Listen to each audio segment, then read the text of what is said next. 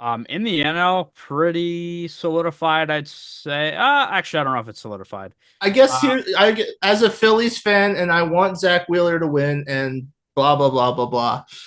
Like I understand that Chris Sale has the ERA, and he also has the comeback story, which is always a nice little thing to add on. Um, what I because I don't really have much to say that's Wheeler's better at, but I just want to say what exactly are the like little things that you would think puts Sale over the edge? Is it just simply saying his ERA is lower or that he has more strikeouts, or is there anything else that like you're like, oh, his numbers are this, or he's really good in these situations that Wheeler is not?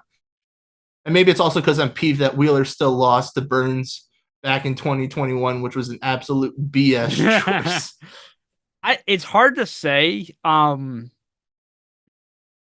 Like I know it doesn't really apply like an MVP does, but Chris Sale is also just another key contributor of what the Braves have done. He's got more wins, and it feels like, to be honest, I'm not watching every Braves game. I'm not watching every Mm-hmm. Phillies game, so it's hard to say. But it feels like he just had more consistent quality outings throughout the year, and it feels like I don't know. I mean, Wheeler's obviously been really good in his own right, and he's had some great starts, but it just feels like Sale has been the guy, and it's hard to argue with his numbers to give to anybody else. It really is. I mean, he's been absolutely insane. I Um, guess the question is, but what are those numbers? Because, like I say, I can see the basic things at the beginning. He has a lower ERA. He has two more wins, though wins are arguably a stat that have kind of been thrown out the window in yeah. recent years, given the way teams are structured. And his strikeouts are higher. But, like, is that just those three things? Is that it? Or Only one unearned run. One on I that's a mean, defensive thing? That's not necessarily. I mean, the defense, I don't know about that, but yeah, I mean, I don't know. I really don't know to answer your question. But I think A the lot more strike strikeouts too. I was gonna say the strikeouts weigh a lot. I mean, he's leading in that category. he was tied, right, with Cease, I think. Yeah, he's also only given up 8 home runs this year. So, um, maybe Like if you like want to get into like he's allowed less home runs or he's allowed less walks, fine. Wheeler does have a better whip. It's not by much. It's like zero yeah, point zero 0.02 points. yeah, Um, so because the biggest thing that I'm basically trying to see from a comparison part is also kind of going back to what I said earlier. Um, is the whole thing about quality starts, which again yeah. is the stat that Chris Wheeler is leading the National League in quality Chris starts, and is Wheeler. or Chris Wheeler. Cool. I made it. I made Phillies broadcaster. Wow, cool. Or former broadcaster. God, I am. I can't look on my phone and talk at the same time because then mistakes like that happen, and then it's going to live out there forever. Um, Zack Wheeler leads the National League in quality starts with 20. He is one behind Gilbert for the Major League lead. That so 20 of his 26 outings have been against 6+ innings, 3 runs or less. That's 80% of his starts. So you can say 4 out of every 5 starts, he's going to give you a fantastic chance to win. For a sales situation, is he's had a quality start in 14 of his 25 starts this season, which is only a little above 50%. It's about 56%. Here's the difference, though, which is where I still like the pitchers that pitch longer because it saves the bullpen for later in the year, yada, yada, yada. Wheeler's quality start or not quality starts, I think like 3 of them, if not 4, are outings where he pitched like 4 innings and he gave up like Yeah, 7 runs or 8 runs in those outings. So, and those are things that can absolutely balloon an ERA. Whereas Chris Sale has given up 8 runs once, 5 runs another time, and then every other outing is 3 runs or less. It's just that he doesn't always pitch into the 6th inning because of pitch count or because they're trying to protect him given his injury history. So his innings pitched, though not far off, are a little lower than Wheeler's, who's at 160.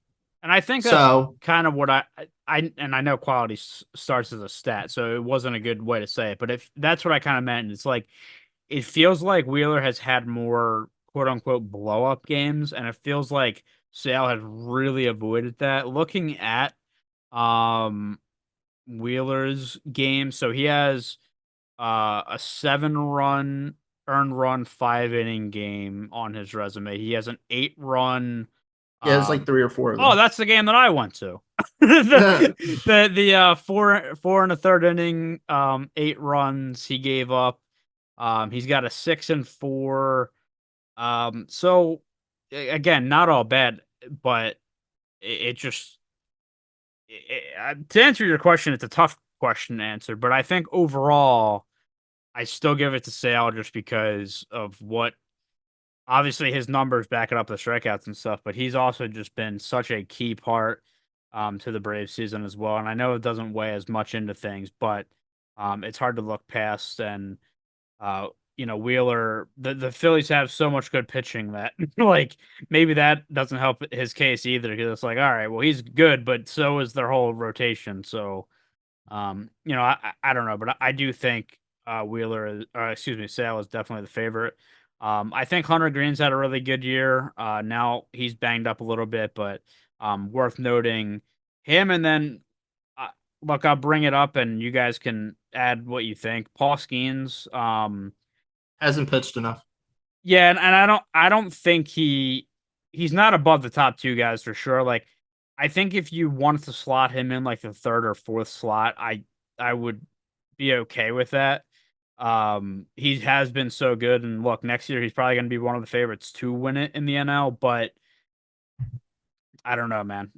Like as much as I love the guy, I don't think that because people were talking about, oh, should he get the Cy Young and blah blah blah, and I don't think at this point he should really be in consideration. I think it's really between Sale and Wheeler.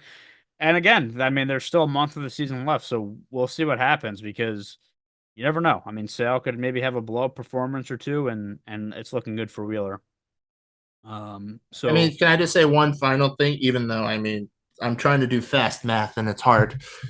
Just to compare the Wheeler Sale situation, um, is if you take Wheeler's like 3 worst outings, which were 8 runs allowed, 7 runs allowed, and 6 runs allowed, and then the 2 blowout or not blowouts, but 2 outings where Sales allowed runs, as I said, 5 and 8 runs or something. Just yeah, the only 2 times he's allowed more than 3 runs. So that puts them each at their other 23 games. That is, Wheeler's ERA is better by 0.25 points.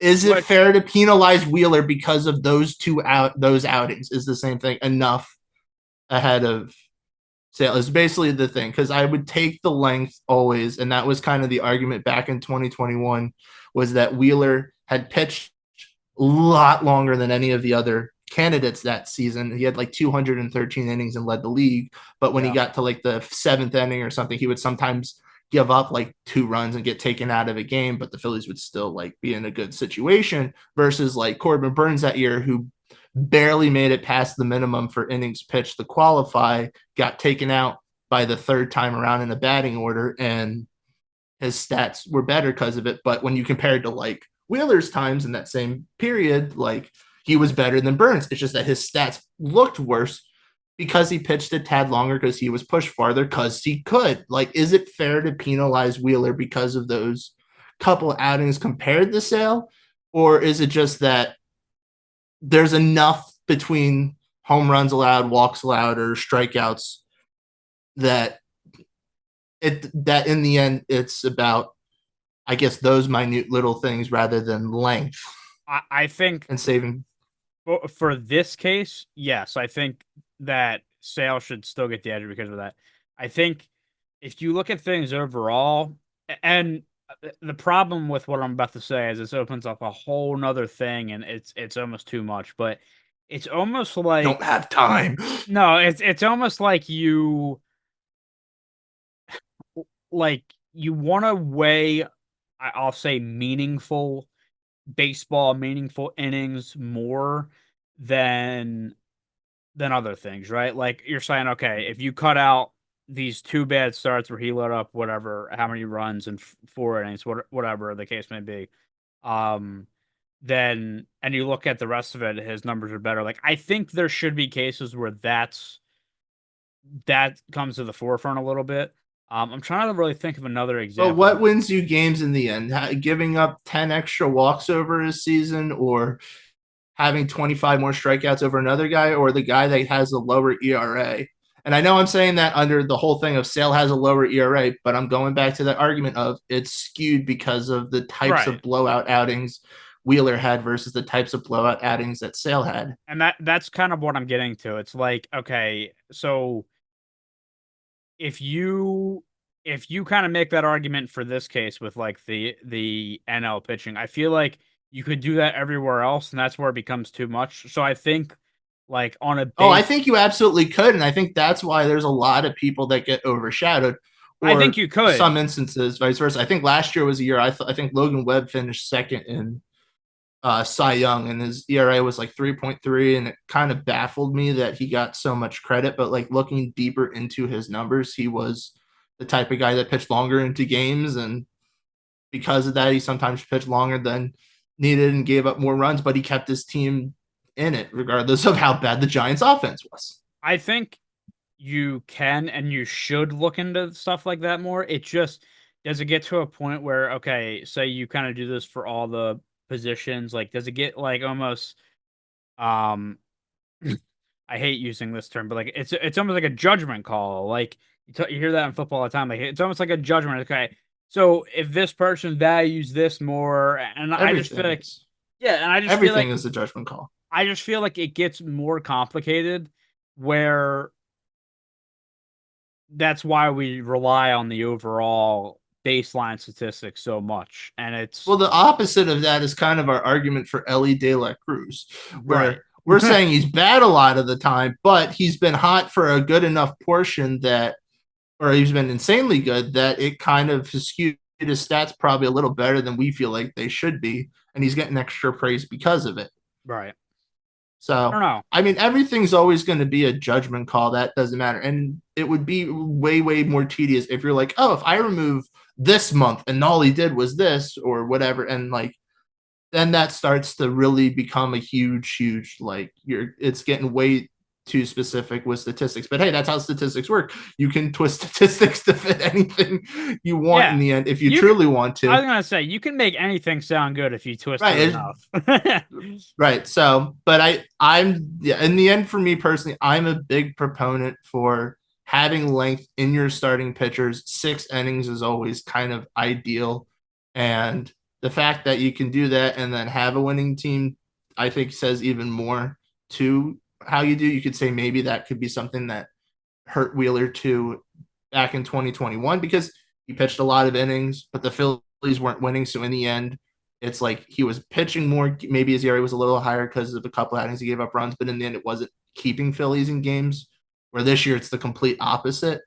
He's is keeping them in games. They're leading the division partially because of how consistently he's been good. So I Yeah. think that's all things to keep in mind is it's kind of a rehash of 2021 where in this case Sale is replacing Corbin Burns versus Zack Wheeler. Um, but I mean, I with all that complaining and hoping my guy wins, if Sale wins, there's no he deserves it. It's Oh not yeah. a Yeah. matter of I am so petty against the Brave winning that I want my Philly to win in its place, but there are other things that I feel like get overlooked purely because people look at quick baseline stats that like you could Yeah. pull up on any phone or the quick stats you look on your phone if you want to see more about a player, and that's not telling the whole story. That's like war. That's your Yeah. war. But then if you want to get into the advanced stats, then you can start seeing, okay, how valuable are they truly when you look between the lines? I think if if their stats are basically comparable to what they are now to the end of the year, it gets to the point where you're kind of splitting hairs, and you can do this for a lot of things. But it's like, all right, what does, as you said, that's different for everybody. What does somebody value over somebody else? And kind of splitting hairs in that way. But as you said, I think Chris Sale has been very deserving. I thought coming into the year with the Braves, I was like, man, that's a really sneaky good pickup. They get him behind Strider. I didn't obviously know that he was going to be what he is, and the best pitcher in the NL on what he's been for that team to keep them afloat. But Chris Sale has been a really good pitcher for a long time, and injuries have hurt him. But the guy has incredible talent, and as you said, very deserving of the reward.